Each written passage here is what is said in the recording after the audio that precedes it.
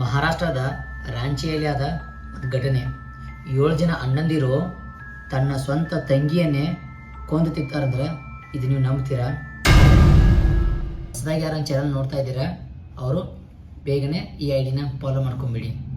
Okay, ಬನ್ನಿ video start ಮಾಡೋಣ. So ಇದೇನೋ ನೀವು ಪ್ಲೇಸ್ ನೋಡ್ತಾ ಇದ್ದೀರಲ್ಲ, ಇಲ್ಲೇ ಆ ಒಂದು ತಂಗಿನ ಅವರು ಕೊಂದು ತಿಂದಿರುವುದು. ಸೊ ಏನಂತ ಸಂಪೂರ್ಣವಾದ ವಿಡಿಯೋ ಮಾಹಿತಿ ತಿಳಿಸ್ತೀನಿ ನೋಡಿ.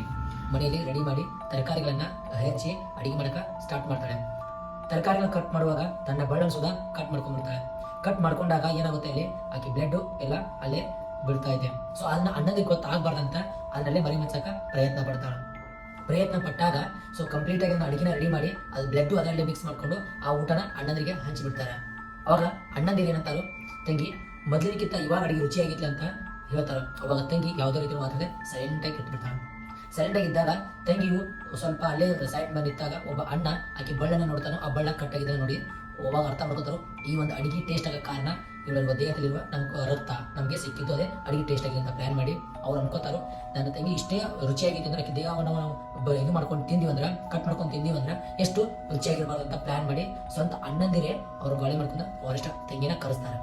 ಕರೆಸಿ ಒಬ್ಬ ಅಣ್ಣ ಬಾಣದಿಂದ ಬಿಟ್ಟು ತಂಗಿನ ಕೊಲೆ ಮಾಡಿ ಆಕಿನ ದೇಹನೆಲ್ಲ ಕಟ್ ಮಾಡಿ ಎಲ್ಲ ಬಾಯ್ಲ್ ಮಾಡ್ಕೊಂಡು ಉಣ ಸ್ಟಾರ್ಟ್ ಮಾಡ್ತಾರೆ. ಆ ಉಣ ಸ್ಟಾರ್ಟ್ ಮಾಡಿದ ಒಬ್ಬ ಅಣ್ಣ ಅದು ಮಾಂಸವನ್ನ ತಿನ್ನೋದಿಲ್ಲ, ಒಂದು ಕಾಡಲ್ಲಿ ಒಂದು ಗುಂಡಿಯನ್ನು ತೆಗೆದು ಮುಚ್ಚಿ ಬಿಡ್ತಾನೆ. ಸೊ ಇವಾಗ ಏನ್ ನೋಡ್ತಾ ಇದ್ರೆ ಗಿಡ ಆ ಒಂದು ತಂಗಿದ ದೇಹನಲ್ಲಿ ಮಾಂಸ ಇಟ್ಟಿದ್ದ ಬೆಳೆದಿದ್ದಂತ ಗಿಡ. ಸೊ ಯಾರಾದ್ರೂ ಈ ವಿಡಿಯೋ ಫಸ್ಟ್ ಕೇಳಿದ್ರೆ ಅಥವಾ ನೋಡಿದ್ರೆ ಕಮೆಂಟ್ ಮಾಡಿ. Thank you.